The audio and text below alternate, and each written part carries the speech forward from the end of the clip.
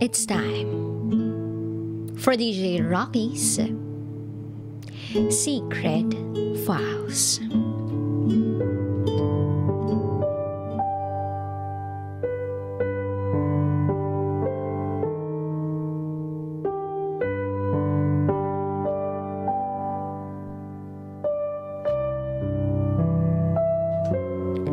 Walang tayo. Pero babe ang tawagan natin. Just call me Harley. This secret file is actually a letter for this guy who matters so much to me. Hindi ko na lang babanggitin yung pangalan niya. Sana mabasa nyo for me kahit na hindi ako sure kung maririnig niya.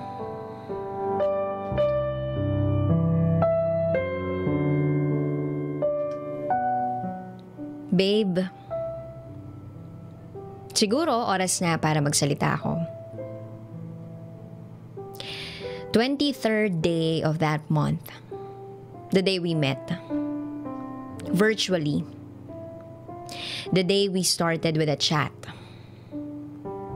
I suck at remembering dates, but it gets stuck in my head when we once talk about it. And you had to check that exact date. Noong unang beses, I actually felt weird chatting with you because you are a stranger. But good thing, meron tayong common denominator. Yung degree course natin. Doon naman nag-start eh. Pero sa totoo lang, ang weird talaga. I'm not used to it. Nahiya talaga ako nun. Pero eventually, naging okay naman. Tapos naalala ko pa, you even opened up about your issue with your papa. At naalala ko pa na naikwento mo na you just broke up with your girl that time. Nung nakwento mo yun, you proved me wrong sa isa sa impressions ko sa'yo. Naisip ko kasi dati, siguro player ka. Babaero. Pero, in fairness naman sa'yo, hindi ka katulad ng iba. You are not in favor of that RS thingy sa social media. You seem to take relationships seriously. Hindi lang bilang isang laro. Right then and there, I was like, oh, okay, safe. Kasi we share the same point, the same view regarding sa mga ganong bagay. Little by little, we get to know each other. Sometimes, nakakapag-open up na din. Hanggang sa tinawag mo kong babe. I just played along. Alam natin parehas na isang malaking joke lang yun. And there, halos araw-araw na tayong magka-chat. And every night, I think, I've been comfortable talking to you. Although there are times na medyo nagiging malandi ka. Sorry for the words Minsan or madalas, breezy ka. Kaya kita tinawag na hangin eh. Kasi alam naman natin na wala naman talagang seryoso sa ating dalawa. You just seem so nice and all that. Ang gaan mong kausap, I like talking to you. And then remember nung unang beses na nag-send ka sa akin ng picture, hindi ko ine-expect na magsisend ka. Kasi tinanong ko lang naman kung willing ka ba kung sakali. Pero nag-send ka. Tapos waki pa. But thank you for that. Pero nahiya ako nun Ayaw ko sana mag-send ng picture ko kasi naman, yung sinend mo sa aking picture mo, napaka-pogi mo dun. Pero wag ka masyadong umiti Feel na feel mo na naman hangin. Pero totoo, ang pogi mo, babe. Oo na, lagi ko din namang sinasabi. Pero nakakaya naman kung wala akong isasend. Kaya para fair, ayun, bahala na. Nag-send din ako. Pero tingnan mo, it's been months, babe. Imagine, napagtiisan mong kausapin ako, napagtiyagaan mo ko. Saan ka kaya nakakuha ng ganong patience, no? Langyano. I've been bothering you for so long na pala. Pasensya na. Pero salamat na din. Ngayon, parang ang layo mo. Naaalala ko na sinabi mo noon na hindi ka mangiiwan. Sabi mo pa nga, baka ako. Tanong ko lang, pagod ka na ba sa akin?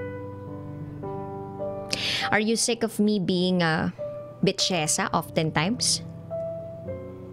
Am I being insensitive? Do I make you feel like wala akong pake?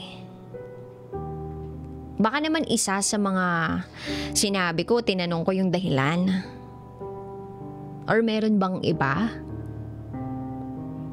Sana sabihin mo sa akin yung totoo. Yung walang halong sugar coating. Mini-mislead ba kita? Binibigyan ba kita ng false hope? Babe, I'm sorry. If I ever made you feel like I don't care at all. I'm sorry.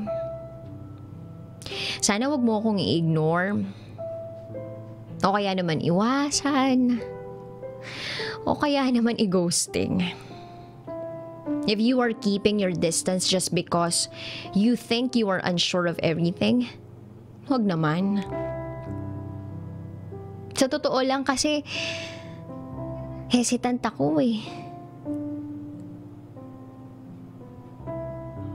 Lagi ako nagdadalawang isip kung ano sasabihin ko o kung ano yung gagawin ko. Alam mo, every time na hindi ka nagpaparamdam, gusto kong i-message ka. Tanungin ka kung kumusta ka. Tanungin ka kung anong ginagawa mo. Pero nag-hold back ako. Nag-hold back ako kasi ayoko na magmukhang desperada ako. Seeking for attention. Baka kasi isipin mo papansin ako or feeling close. Kaya wag na lang. I'd rather wait for your message na lang. Pero ayoko din namang maramdaman mo na parang wala akong pakialam. Believe me, may paki ako. There are times na gusto kong magtanong sa'yo about anything, but then again, I hold back. I'm afraid I'd go too personal. Baka ma-offend ka. Baka hindi mo ako sagutin, baka ang dating usisera ako. Baka hindi ka maging komportable sa mga itatanong ko. Kaya ang ending hindi na lang. I will wait na kusa ka mag-open up. You see, I'm full of what ifs. Full of hesitations, uncertainties, doubts. Dami ko naiisip.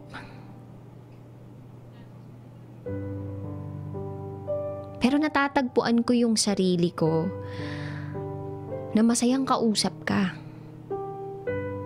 I found comfort talking to you. Parang wala akong nararamdaman na kahit anong dapat ipagkaalala kapag nag-uusap tayo. Kasi nga, I'm at ease. You light up my mood. I enjoy it every time we talk. I get a temporary escape from my hell of an anxious mind through you. And again, thank you for that, babe. I know there will come a time na baka magsawa ka din sa akin. Maybe we'll get to the point na magiging strangers na naman tayo sa isa't isa. And act as if we had nothing. Naisip ko na naman yun. But you know what? I'm still hoping na hindi mangyari yun. I'm holding myself din naman. Gusto kong iwasan yung pagkakaroon talaga ng attachment sa'yo.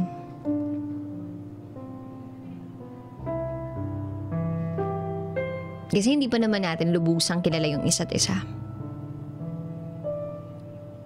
Avoiding attachments para less complication. Baka kasi magkasakitan if ever. Siyempre ayoko naman ng ganun. And for sure, ayaw mo din. For a few days, ang lamig. Umiiwas ka na naman. Di ka na naman nagpaparamdam. Ano na naman to? Ang dami ko na namang niisip. Baka this time may nasabi na talaga akong hindi mo nagustuhan. Baka may nagawa ako. Tinatext kita. Wala kang reply. Then one time, all of a sudden, nag-sorry ka. At nung tinanong kita kung para saan yun, sabi mo wala. Tapos ilang araw uli, wala ka. I tried to have a break. I deactivated my other account. I blocked you sa isa pa para hindi mo ako ma-chat. Pero I'm hoping I'll get a text or call. Kasi alam mo naman yung number ko eh. Then August 24 past 3 a.m. na alimpungatan ako. I checked my phone. I got a message request from your friend saying, you asked a favor para sabihin sa akin na i-unblock kita. Kasi, kailangan nating mag-usap. At may kailangan daw akong malaman pero ikaw ang bahalang magsabi dahil ayaw niyang manghimasok. You even message a friend of mine na saying i-unblock kita kasi may sasabihin kang importante. So ayun, binuksan ko ulit yung account ko to ask you. Grabe. Para ako magpapalpitate ng moment na yon. Hinahabol ko yung hininga ko. Parang naninikip yung dibdib ko. And I'm not exaggerating. Kasi that moment yun talaga yung nararamdaman ko. Para kang may inihagis na bomba. I asked you back then, ang dami kong sinabi, diba? I've almost said everything that I wanted to say. Kahit na ayoko muna sana, but I did. Kasi right there and then, alam kong may mali. Ramdam ko na naman. And I've always been honest to you. Kasi gusto ko ganun ka rin sa akin. Honest, pero not too open. Not enough to tell you this. It hurts. Pero di ko sinasabi kasi kaya kong i-handle. And besides, for what? Every time na I feel ignored, kaya ko i-handle, sanay ako. Promise.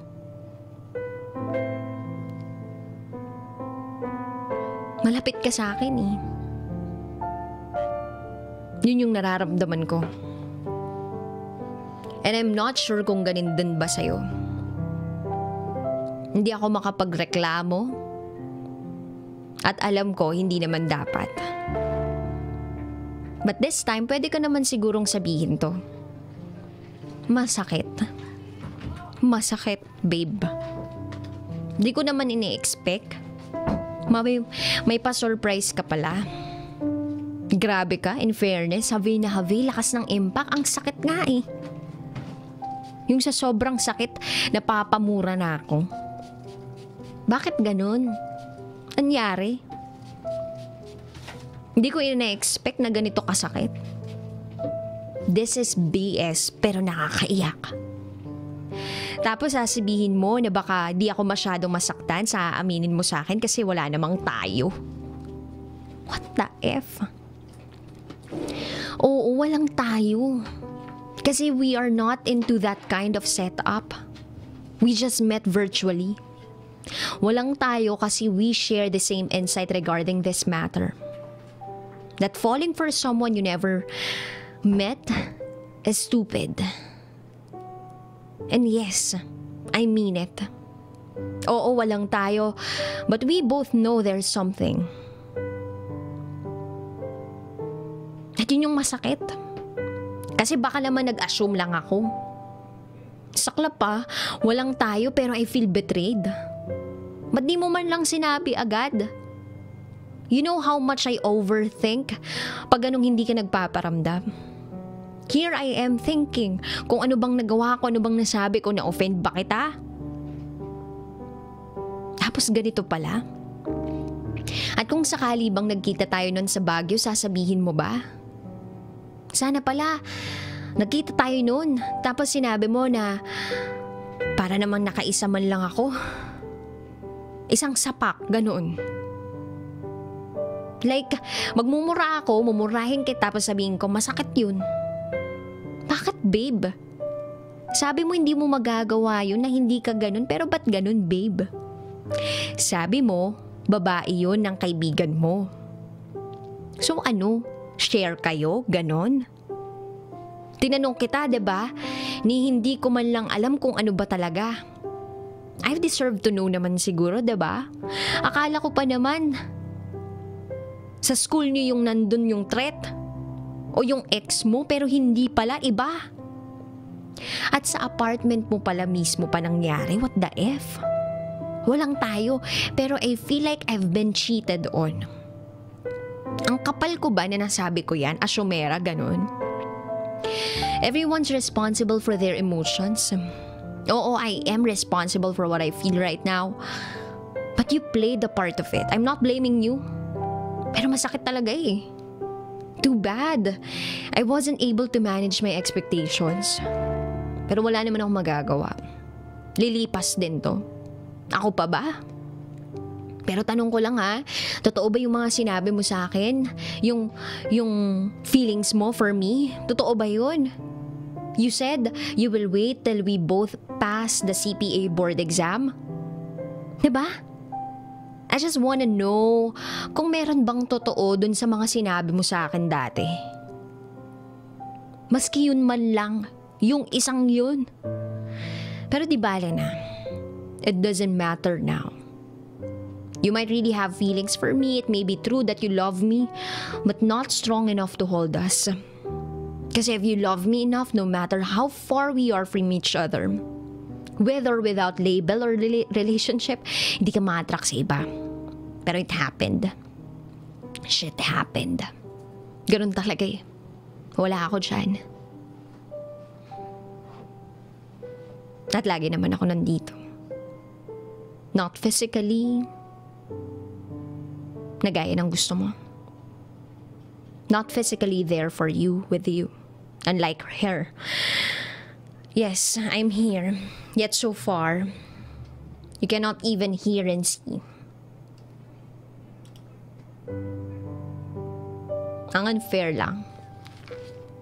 I want to have you, but I can't. And I shouldn't. I wanted to say na bakit kailangang ikasal kayo agad. Why do you have to get married kung pananagutan mo naman? Oo nga pala. Pastor pala yung papa mo. Of course, ikakasal talaga kayo agad. Naisip ko din, are you sure na yung pinagbubuntis ng babaeng yan sa'yo yan? But I can't. Ang selfish at ang sama ng dating kapag sinabi ko sa iyo. And besides, di ko kaya. I'd rather shut up kahit nang sakit-sakit. And I'd rather shut up because that's all I can do. take all the pain in silence. Take all the pain on my own. Wala namang nakakalam eh. I'll be back to my place. Bakit kasi ngayon pa? Ngayon pa kung kailan unti-unti kong nararamdaman yung willingness to step out of my zone by taking chances, by taking risk. Taking chances and risks with you. Kung kailan gusto ko namang pagbigyan yung sarili ko. Wala eh, nandyan na. Panindigan mo. Take full responsibility of it, no worries. Hindi ako kontrabida, hindi ako magme-medal, kasi alam kong walang tayo. At nilerespeto ko yun. I won't judge you with this. I respect you enough to take a stand on my limits. Alam ko yun. And lastly, thank you.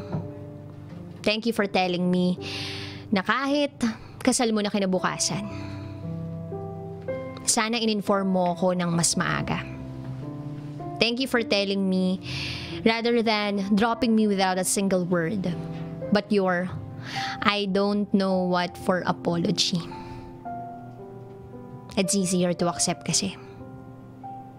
Thank you for being my temporary high. Thank you for your time.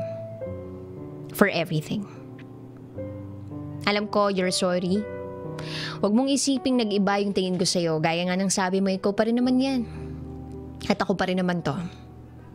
You are still may hangin at alam ko nahihirapan ka din. Kasi you are not that ready to take that responsibility. That's a tough decision in a tough situation. It may have started wrong. I know you will make it right. Lang yan. Daddy ka na, babe. You're getting married. Love her kahit na mas maganda ako. Charot, love her, not just the baby. Naisip ko lang, magiging babae kaya o lalaki? I'm pretty sure your baby's gonna be adorable. Pakita mo yung pictures ko ha, para paglihan niya yung kagandahan ko.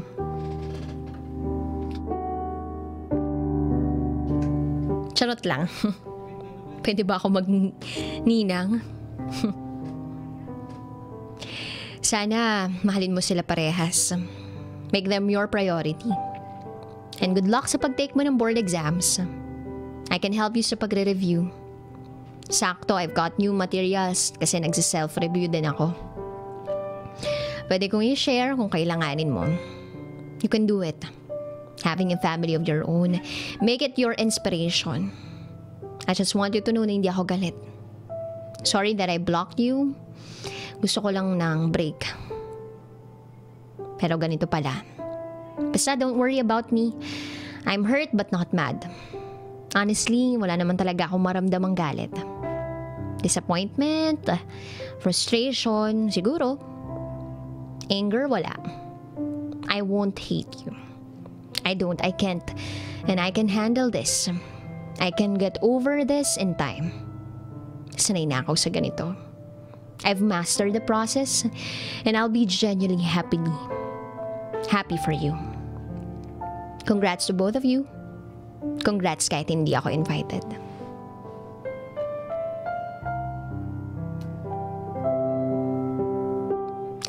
And can I just ask one last favor? Sana hindi mawala lahat. Although alam kong after this, malabo na. Pero I'm hoping na maging magkaibigan pa rin tayo. No hard feelings. I'd keep my words. Di ako nang iiwan. Let's be friends. Malay natin, time will come na magkikita pa rin tayo. We'll never know. Baka magtagpo tayo ng landas someday. And that time, baka parehas na tayong CPA by God's grace. I'll be glad to see you, to meet you personally. I'd be very happy to see you, happy with your family. At sana mapagbigyan mo naman ako for my last request. Don't worry about me, babe. Always know that despite the pain, I have no regrets. Not even a single one. No regrets because during those times, you helped me out. You made me smile, you made me happy, you made me feel things.